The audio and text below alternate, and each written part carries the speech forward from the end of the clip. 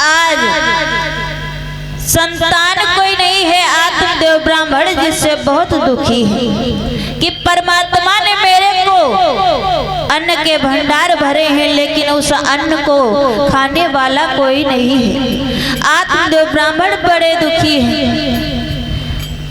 आज ऐसा विचार करके सोचने लगे अब कोई संतान नहीं होगी, तो आज घर बार छोड़ दिया।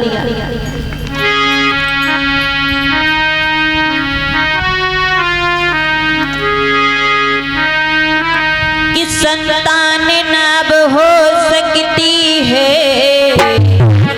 जब विप्रदेव ने जान लिया।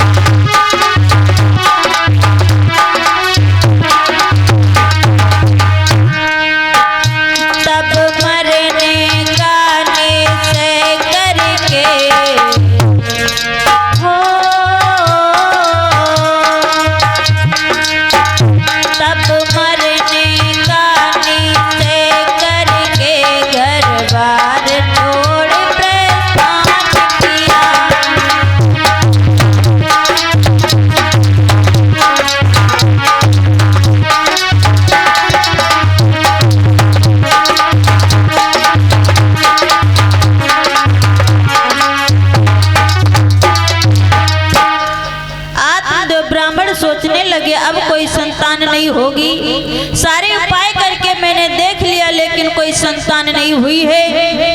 ऐसा विचार करके आत्मदेव ब्राह्मण जंगल को चले गए। आज जंगल में नदी तालाब को झील ढूंढ रहे हैं जिसमें कूद करके अपने प्राणों को वो दे सके। आज जो ही एक नदी में डूब करके अपने प्राणों को देना चाहते हैं आत्मदेव ब्राह्मण, उसी समय उसी घाट पर एक सन्यासी महाराज का आगमन हो गया। जब सन्यासी महाराज ने देखा आत्मदेव ब्राह्मण आत्महत्या कर रहे हैं, तो आवाज लगाई, ए ब्राह्मण, आप ऐसा क्यों कर रहे हो? अपने प्राणों को क्यों दे रहे हो? आत्महत्या क्यों कर रहे हो? जब आज कारण पूछा तो आत्मदेव ब्राह्मण कहने लगे, महाराज आप मेरे जान देने का कारण पूछ रहे हो। आज सन्यासी महाराज ने जब कारण पूछा, और महाराज कहते हैं जब कोई व्यक्ति बहुत दिन से दुखी हो ना, तो उसके दुख का कारण जब पूछ लो, ज्यादा दिन से दुखी जब व्यक्ति होता है तो उसके आंखों का पानी मर जाता, आंसू नहीं आते। दुखी तो बहुत होता है, लेकिन जब उससे दुख का कारण पूछ लो तो उसके आंखों से आंसू की धारा बहने लगती है। आत्मदेव ब्राह्मण के साथ भी ऐसा हुआ, आंखों से आंसू की धारा बहने लगी और कहने लगे, रो करके दिल का हाल सन्यासी महाराज से बतलाया है कि महाराज मेरे आंगन में कोई संतान नहीं है, मेरा आंगन शमशान के समान जान पड़ता है, कोई संतान नहीं, जिसकी वजह से मैं दुखी हूँ। जैसे परमात्मा ने मेरी दशा की है। रो करके आत्मदेव ब्राह्मण कहने लगे हैं सन्यासी महाराज से कि ब्राह्मण बोला क्या कहूँ, अपनी व्यथा करा करे न प्रभु मेरी तरह, दुश्मन का भी हाल। जरा उन भैया लोगों व दादा भ्राता लोगों से व माताओं बहनों से पूछो, जिनके कोई भी औलाद नहीं है तो उनके हृदय पर क्या व्यतीत होती है। लोग ताने देते हैं, लोग पूछते हैं कि भाई तुम्हारे ब्याह के इतने साल हो गए अभी तक कुछ हुआ नहीं, तो बड़ा उनको बुरा लगता है। उनके दिल पर क्या व्यतीत होती है वही जान सकते हैं। कहते जाके पाँव ना फटी बिवाई, सो का जाने पीर पराई। जिसके संतान है वो बिना संतान का जो व्यक्ति है उसका दुख समझ नहीं सकता। वो कि जीवन की श्वास चूक गई, अरे मौत भी सामने झूली है। जीवन की डाली सूख चली, पर जीवन आस न फूली है।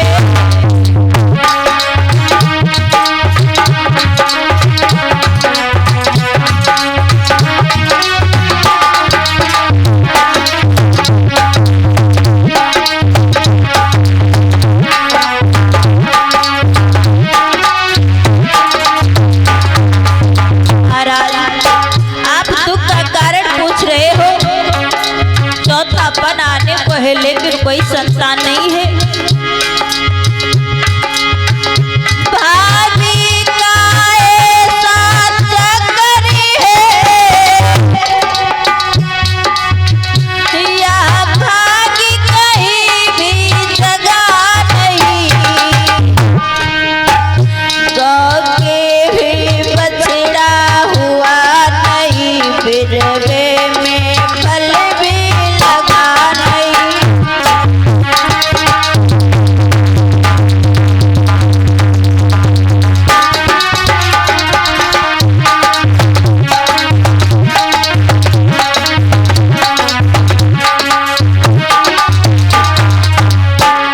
इस तरह से आज आत्मदेव ब्राह्मण रो करके बोले कि मेरे कोई संतान नहीं हुई, ना तो मेरे गाय के कोई बछड़ा हुआ और ना तो मेरे आंगन में तुलसी का बिरवा लगा वो भी सूख गया। जितने पेड़ पौधे हैं कोई भी फल उसमें नहीं आता, इतना मेरा नसीब खराब है। इसलिए मैंने सोचा है कि मैं अपने प्राणों को दे दूंगा।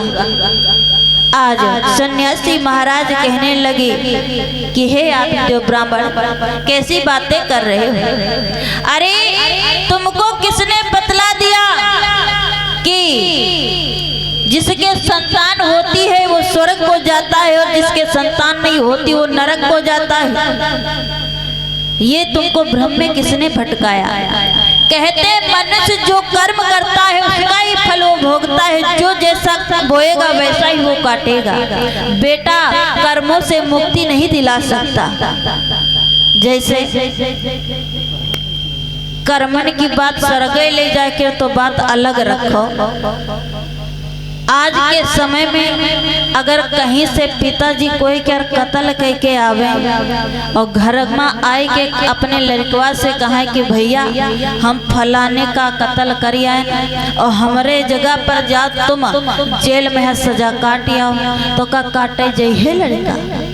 सीधे कही ऐसा है पप्पा कत्ल कह के तुम आए हो और जवानी जेल में बर्बाद हम कह करे जाए।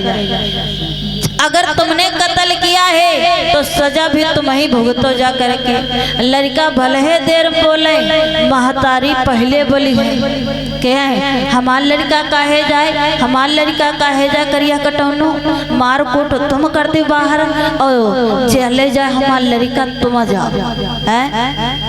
तो बताओ जब एक लड़का आपके लिए यहाँ आपके दुख का निवारण नहीं कर सकता, आपके लिए सजा नहीं काट सकता, तो बताओ जो आप यहाँ पर कर्म किए हो पाप किए हो तो क्या आपका लड़का वहाँ पर आपका साथ देगा?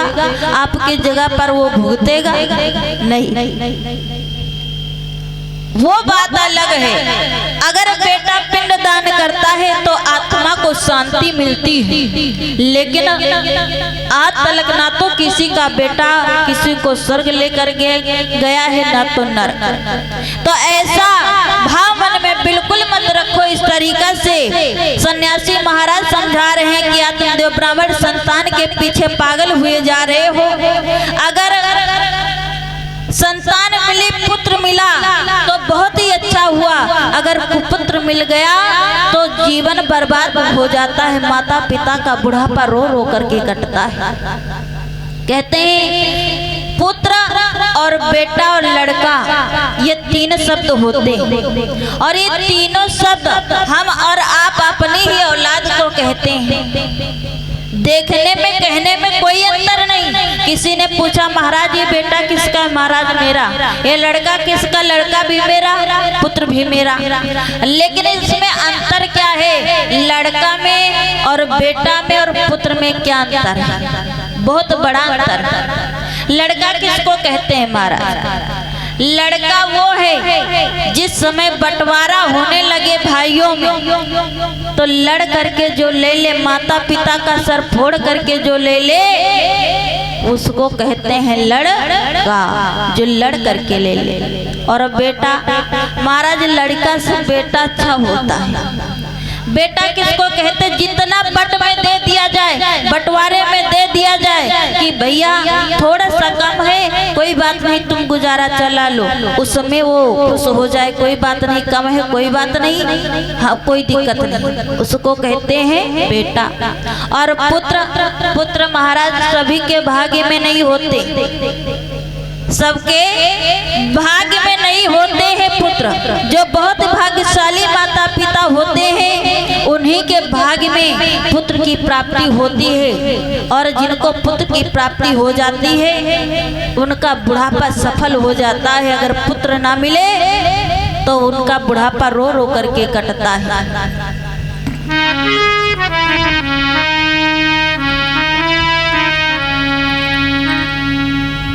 कहते हैं बुढ़ापा बैरी होता है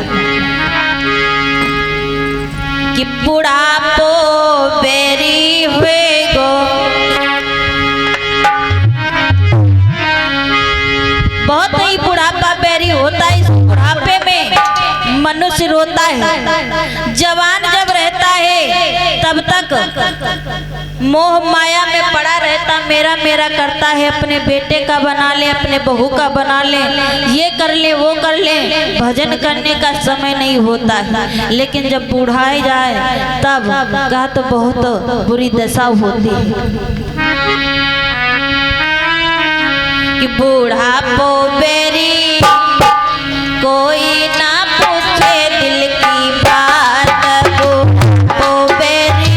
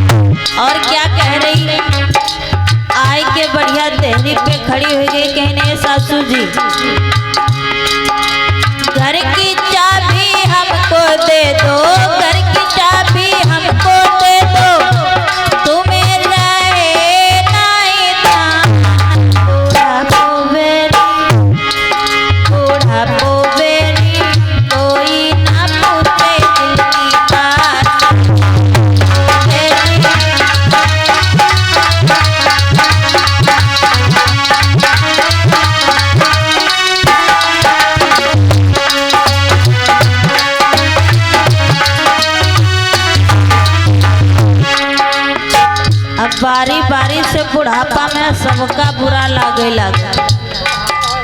हाँ, लड़का कहते अगर एक कमरा लिए आप लोग हो तो लड़का कहते अम्मा पापा कमरा का जरूरत है, जहाँ बिछा को पहुँच रहे हैं। घर के कोने खाली पड़े हैं, कहीं बिछा लो खाट।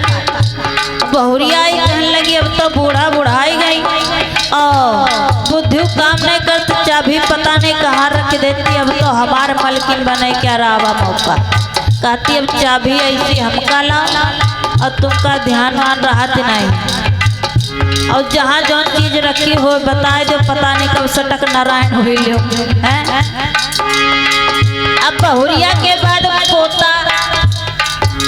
पोता पोती लड़का से प्यारे होते हैं, कहते हैं ब्याज होता, ब्याज ज्यादा प्यार होता है। लेकिन वही पोता पोती कहते का है भीतर से वो पोता आया सुनता थी मेरी बात।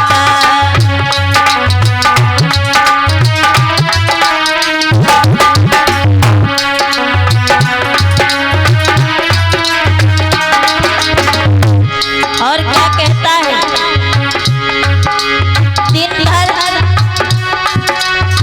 भर तो तुम खो खो करती दादी, दिन भर तो तुम खो खो करती, बाहर डालो बूढ़ा को भेरी, कोई ना पूछे दिल की बात, बूढ़ा को भेरी।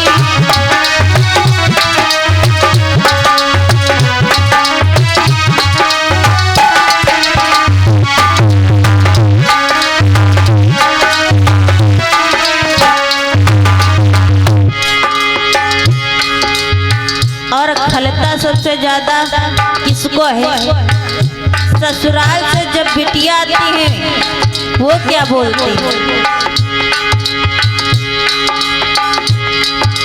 ससुरे से जो बेटी आई सुन मैया मेरी बात।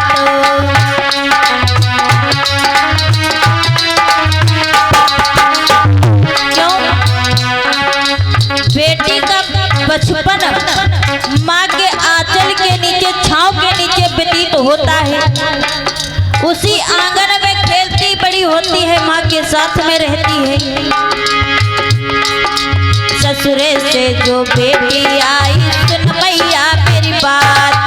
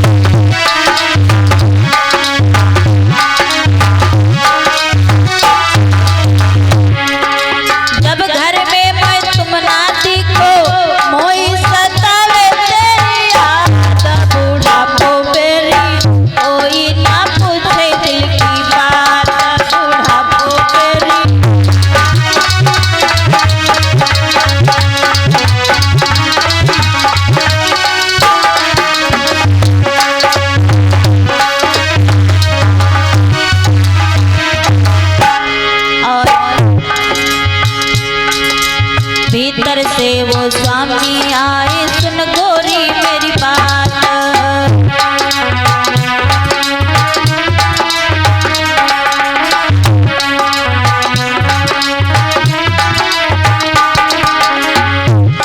जब पति आते हैं तो वो क्या कह रहे हैं, भीतर से वो स्वामी आए सुन गोरी मेरी बात।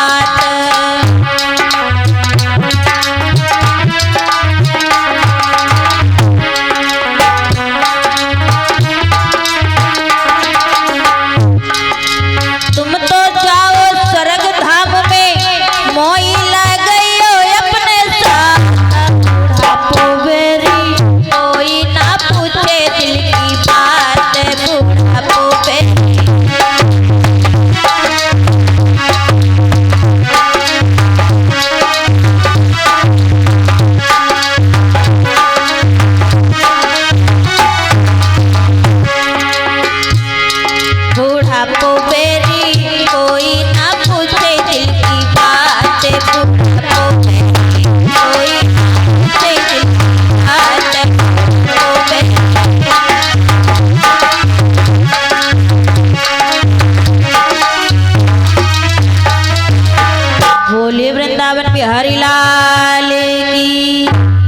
महाराज बुढ़ापे में ऐसी दशा हो जाती है।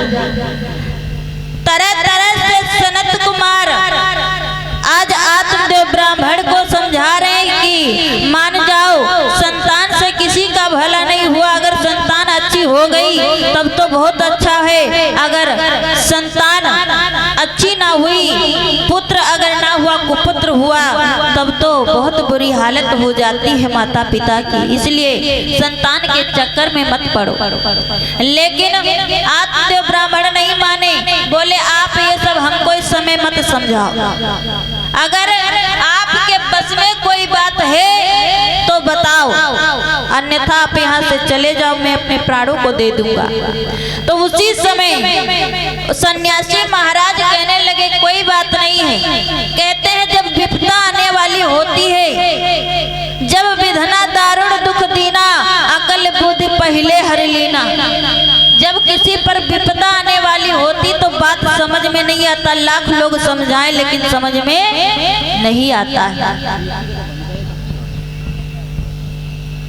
नहीं, समझ में नहीं आता है। आत्मदेव ब्राह्मण को भी आज समझ में नहीं आ रहा। सन्यासी महाराज कहने लगे कोई बात नहीं, जब समझ में नहीं आ रहा है तो ये बात समय पर छोड़ दो, जब समय आएगा तब इसको समझ में भी आ जाएगा।